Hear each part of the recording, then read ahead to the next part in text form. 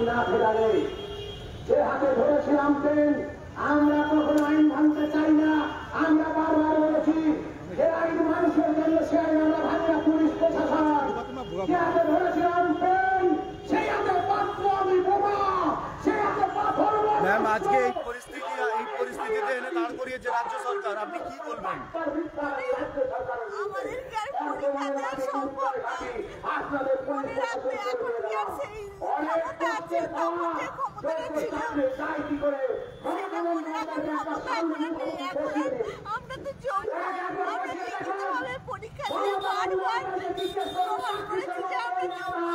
তা সত্ত্বেও মনে রাখবো কোথায়, কি করে হয়? একদমই তাই, যে আমরা বারবার নিজেদের যোগ্যতা প্রমাণ করার পরেও আজকে রাস্তায় দাঁড়িয়ে চোখের জল ফেলতে হচ্ছে। আর 14 তলার রানী দিদি বসে আছে। আপনি মুখ্যমন্ত্রীর উদ্দেশ্যে কিছু বলতে চান? দিদি প্লিজ আমাদের এরকম করবেন না। আমি বলছি যে সত্যি আমাদের আর পরীক্ষাটা যেন এবার আমাদের তো আমরা যোগ্য, তাহলে আমাদের এমনি চাকরিটা ফিরিয়ে দিলে সমানে আমাদের খুব উপকার হয়। আপনারা দেখছেন একজন যোগ্য আপনারা এখন কি করেছে আপনাকে? আমাকে এখন ডাক্তারবাবুরা বলেছেন যে এখনো 5 বছর সময় লাগবে। কি হয়েছিল আপনার? ছেলের যখন 6 দিন বয়স তখন ব্রেন স্ট্রোক হয়েছিল, মাথাটা অপারেশন হয়েছে আমার। এইখানটায় দুবার অপারেশন। চাকরির কি অবস্থা? চাকরিতে আপনার কি বলবেন?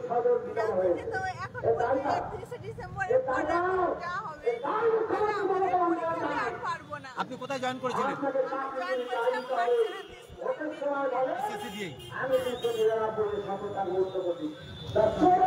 আপনারা দেখছেন যে মৌমিতা ম্যাডাম, ইনি ব্রেন স্ট্রোকে আক্রান্ত একজন ম্যাডাম, নিজের যোগ্য চাকরির দাবিতে আজকে এই প্রতিকূল পরিস্থিতিতে, যেখানে বৃষ্টি হচ্ছে অজরে, সেখানে উনি এসেছেন নিজের হকের লড়াইটা লড়ার জন্য।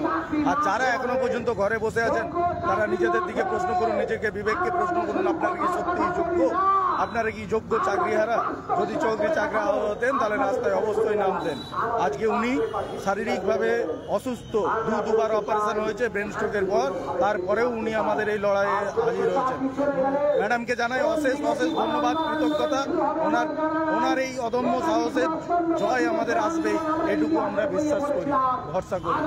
আর মাননীয় মমতা ব্যানার্জি, আপনি দেখুন যে কিভাবে একজন যোগ্য চাকরিহারাকে, একজন দুবার যার ব্রেন স্ট্রোকের জন্য দুবার মস্তিষ্কে অপারেশন হয়, তাকেও আপনি রাস্তায় বসিয়েছেন এবং বলছেন নতুন করে পরীক্ষা দিয়ে আসুন।